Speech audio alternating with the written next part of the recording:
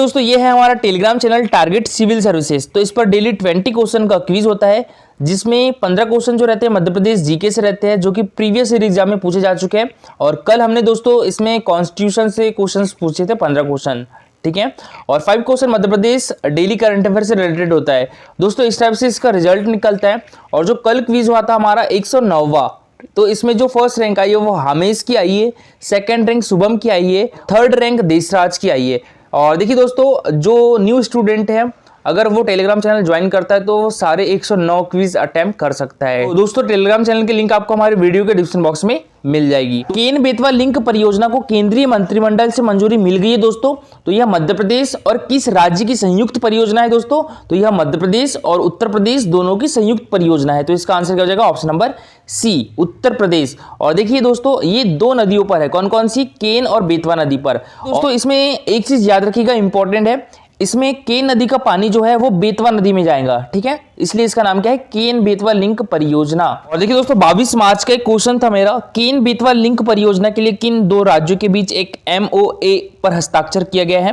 तो ये मध्य प्रदेश और उत्तर प्रदेश के बीच, ठीक है। तो ये कब किया गया दोस्तों? ये 22 मार्च 2021 को किया गया था। और 22 मार्च को क्या मनाया जाता है दोस्तों? World water day. तो इस दिन हुआ था केन बेतवा लिंक परियोजना के लिए मध्य प्रदेश और उत्तर प्रदेश के बीच एक MOA, मेमोरेंडम ऑफ एग्रीमेंट हुआ था। ये दोस्तों 22 मार्च को प्रधानमंत्री नरेंद्र मोदी की मौजूदगी में मध्य प्रदेश के मुख्यमंत्री शिवराज सिंह चौहान और उत्तर प्रदेश के मुख्यमंत्री योगी आदित्यनाथ ने देश की पहली नदी जोड़ो परियोजना केन बेतवा लिंक के समझौते पत्र पर हस्ताक्षर किए। 22 मार्च को वीडियो कॉन्फ्रेंसिंग के माध्यम से आयोजित कार्यक्रम में जल शक्ति अभियान कैच द रन की शुरुआत भी की थी, ठीक है। तो कैच द रन की शुरुआत कब की थी? 22 मार्च को की थी। और देखिए दोस्तों, ये एग्रीमेंट किस लिए हुआ था? तो हमारे मध्य प्रदेश और उत्तर प्रदेश में पानी को लेकर कुछ विवाद था दोस्तों। देखिए सबसे पहले यह परियोजना वर्ष 2005 में मंजूर हुई थी। तब उत्तर प्रदेश को रबी फसल के लिए 547 मिलियन क्यूबिक मीटर यानी MCM और खरीफ फसल के लिए 1153 MCM यानी मिलियन क्यूबिक मीटर पानी देना तय हुआ था। विवाद रबी यानी नवंबर से अप्रैल के बीच जो फसल होती है के लिए पानी देने को लेकर था।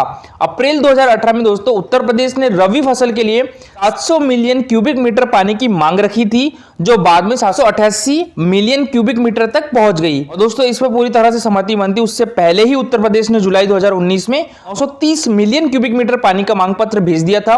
और मध्य प्रदेश इतना पानी नहीं देना चाहता था, तब से पानी बंटवारे को लेकर विवाद चल रहा था। तो इस परियोजना से नॉन मानसून सीजन यानी नवंबर से अप्रैल के बीच में के सीजन में मध्य प्रदेश को 1834 मिलियन क्यूबिक मीटर व यूपी को 750 मिलियन क्यूबिक मीटर पानी मिलेगा। तो इनके बीच ये सहमति बनी है। और देखिए दोस्तों, केन बेतवा लिंक परियोजना में पानी किस नदी से किस नदी में जाएगा? तो केन नदी से बेतवा नदी में जाएगा। तो सबसे पहले हम बात करें केन नदी की। तो दोस्तों इसकी लंबाई कितनी है?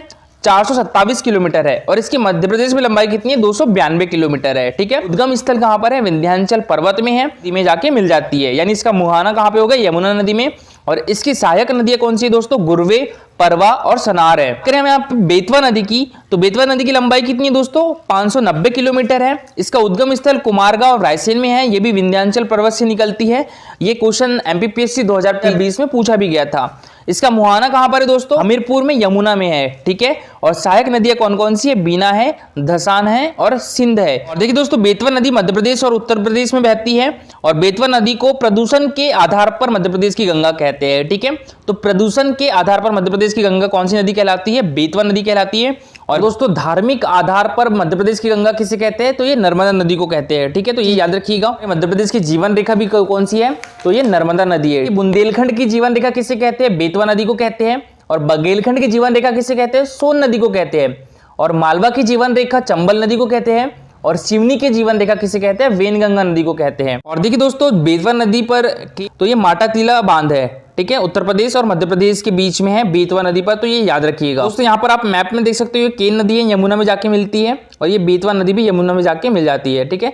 और यहाँ से जाएगा केन नदी से बेतवा नदी की ओर पानी। देखिए इस मैप में आप ज्यादा अच्छे से देख पाओगे, ठीक है। ये है केन नदी और ये है बेतवा नदी। तो ये देखिए केन नदी से बेतवा नदी की ओर पानी जाएगा। और देखिए दोस्तों, मध्य प्रदेश के डोडन गांव के पास बांध बनाया जाना है। इसमें पन्ना रिजर्व टाइगर का लगभग 72 वर्ग किलोमीटर इलाका शामिल है। तो याद रखिएगा, केन बेतवा लिंक परियोजना किस टाइगर रिजर्व से होकर जाएगी दोस्तों? पन्ना टाइगर रिजर्व से। दोस्तों बात करें हम यहाँ पर पन्ना राष्ट्रीय उद्यान की, तो ये किस डिस्ट्रिक्ट में है? पन्ना और छतरपुर डिस्ट्रिक्ट में है दोस्तों।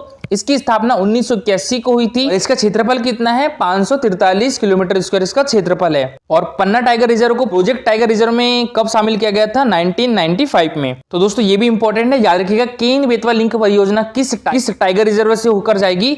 पन्ना टाइगर रिजर्व से। और दोस्तों यहाँ बात करें परियोजना की लागत की, तो इसकी लागत लगभग 44,605 करोड़ आएगी और केंद्र सरकार इसमें से 90% देगी और बाकी राज्य सरकारें 5-5%। दोस्तों बात करें डिस्ट्रिक्ट की, तो मध्य प्रदेश का बुंदेलखंड क्षेत्र, पन्ना, टीकमगढ़, छतरपुर, सागर, दमोह, दतिया, शिवपुरी और रायसेन, ठीक है दोस्तों। और उत्तर प्रदेश का बांदा, महोबा, झांसी, ललितपुर। तो दोस्तों ये है मध्य प्रदेश का बुंदेलखंड क्षेत्र। केन बेतवा लिंक परियोजना से लाभान्वित जिला कौन कौन से होंगे मध्य प्रदेश के?